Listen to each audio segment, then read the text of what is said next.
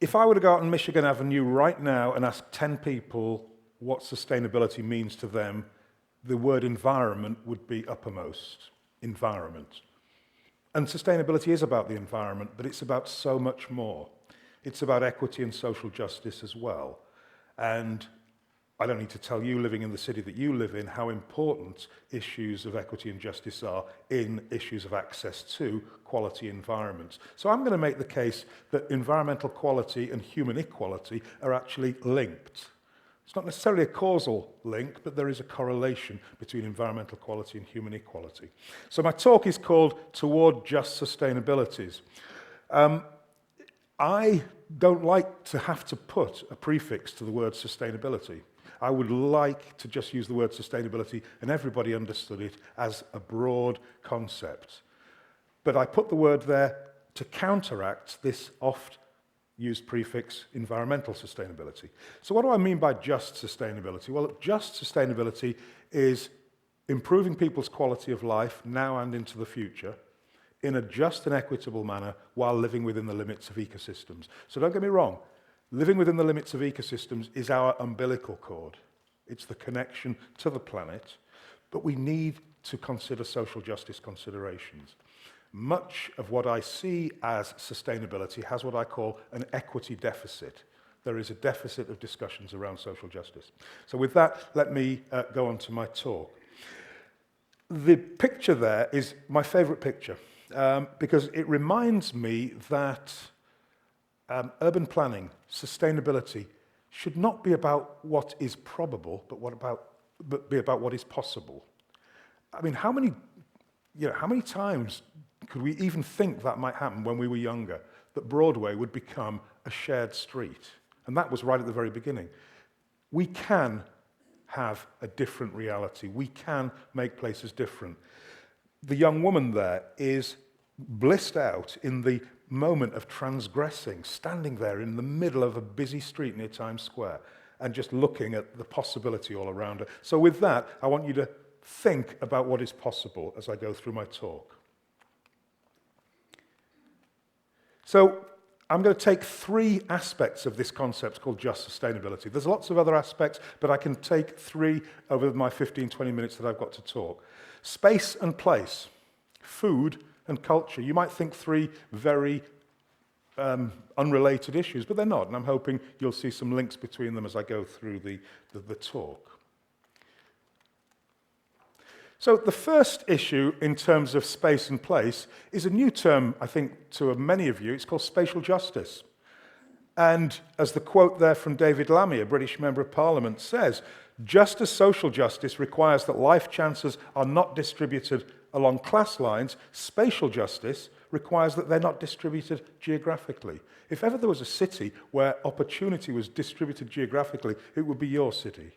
You have some very clear boundaries. One side of the tracks, life is good and long and prosperous. The other side of the tracks, it's not so good and long and prosperous.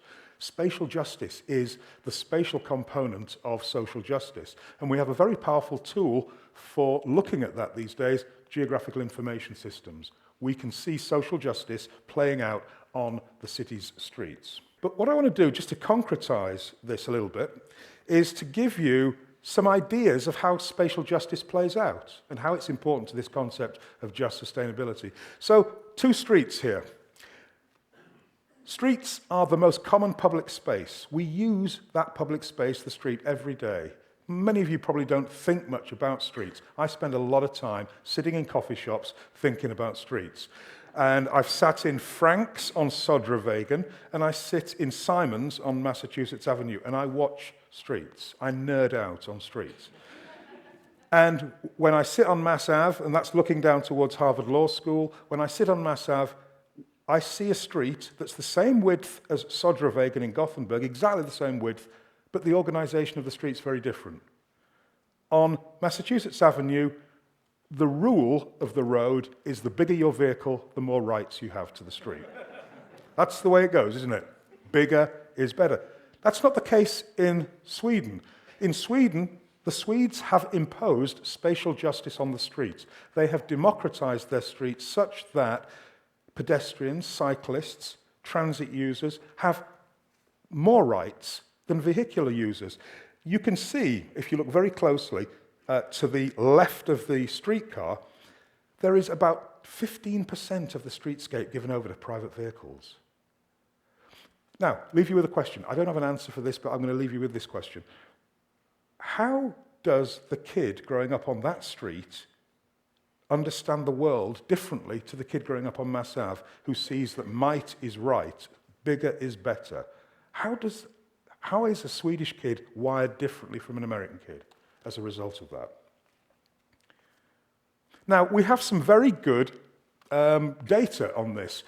Dan Appleyard, back in the 1970s, did some work in San Francisco, and these were his street sketches. He looked at 3 streets, but there's 2 on here. One is a street with light traffic, 2,000 cars a day. The other one is a street with heavy traffic.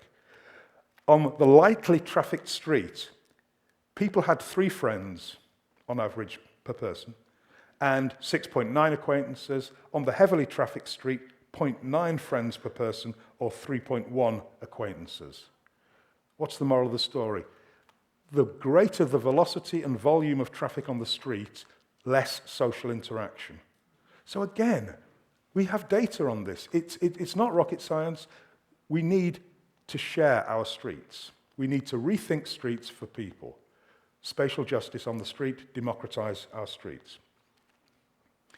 Another example that I think fits in with some of the work that you're doing here in Cook County with your forests is work on urban parks. Now, this book, and I don't usually advertise other people's books. I'm an academic. I'd like you to buy my book, but I'm going to advertise 2 books, in addition to mine. I'm going to advertise 2 books. This one, I think you should look at. Rethinking Urban Parks, Public Space and Cultural Diversity. Usually it's public space and biodiversity parks, isn't it? But this book specifically looks at cultural diversity. And the headline from the book is, in this new century, we're facing a different kind of threat to public space. Not one of disuse, but one of patterns of design and management. Design and management that exclude some people and reduce social and cultural diversity. Design and management is excluding people. Let me give you 2 examples. Both of them are from the UK. Number 1, I was asked in about 1990 to look at a park very much like that in what's called the Green Belt in the north of London. So Hertfordshire County Council was the county that owned most of this Green Belt land, and in one of the particular parks, they had a problem. A lot of the design issues of the park didn't fit the people who were now using the park. The park was designed 150 years ago, when North London looked very different. I walked around the park, I saw these extended groups of Asian, Turkish, Greek, Cypriot people, extended groups. And I noticed the park benches were all small benches. Where do people sit?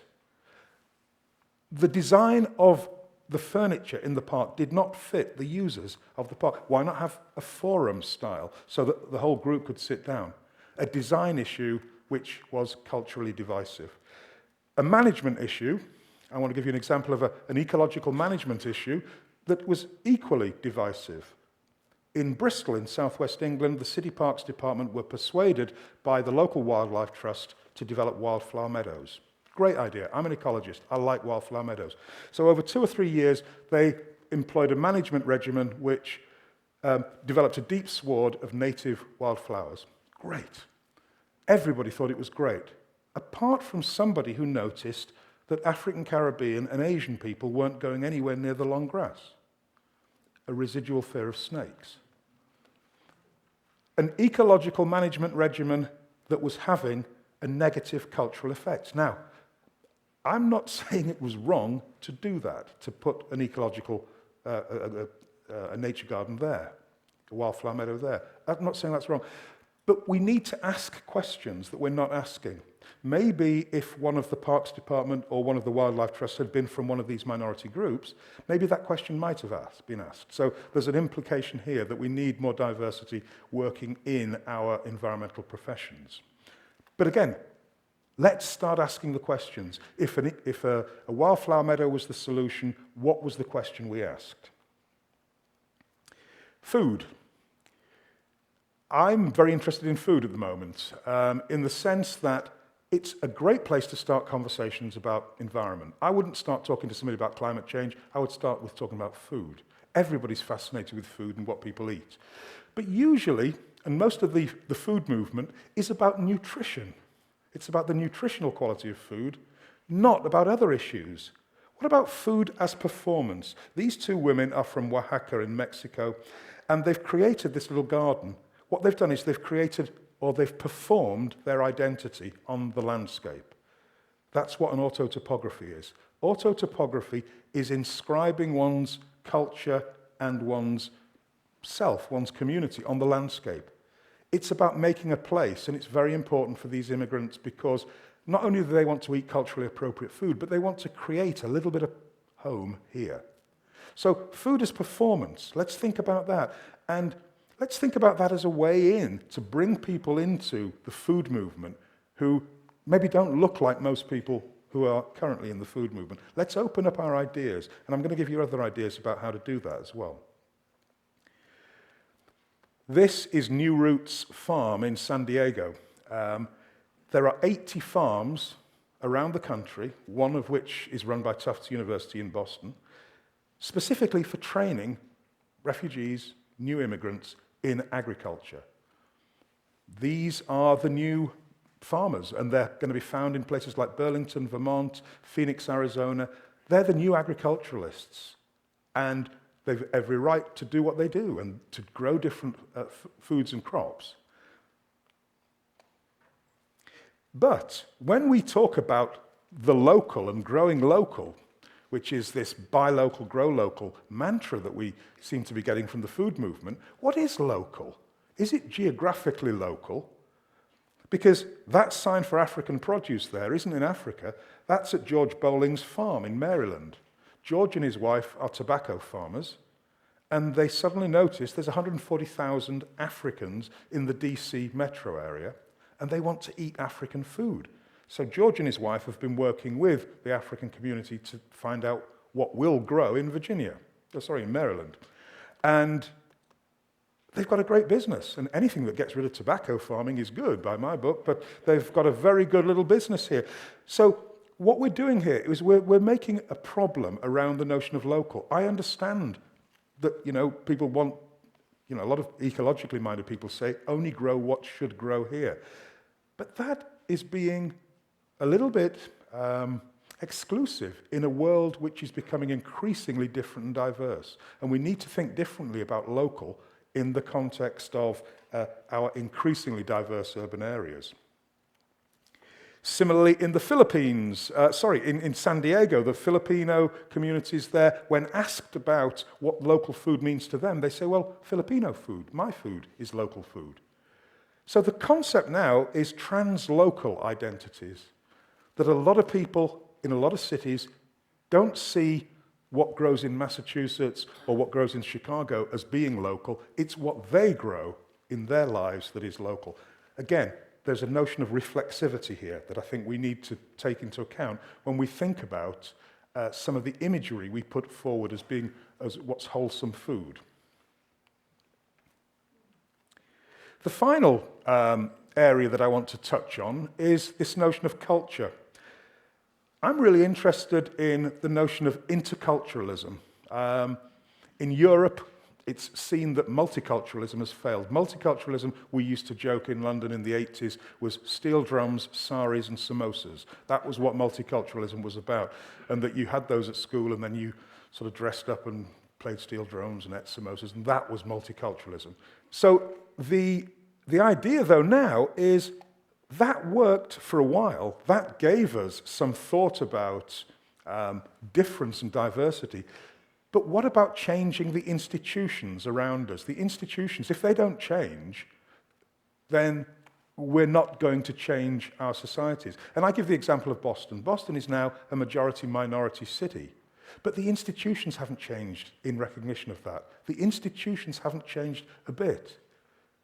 We still think of Cheers and Ally McBeal, but we don't think of all of the difference that is in Boston. Boston is now a very different city to when I came there 15 years ago, and it will be different in 15 more years. Now, another book I'm going to publicize here is this one, The Intercultural City, Planning for Diversity Advantage.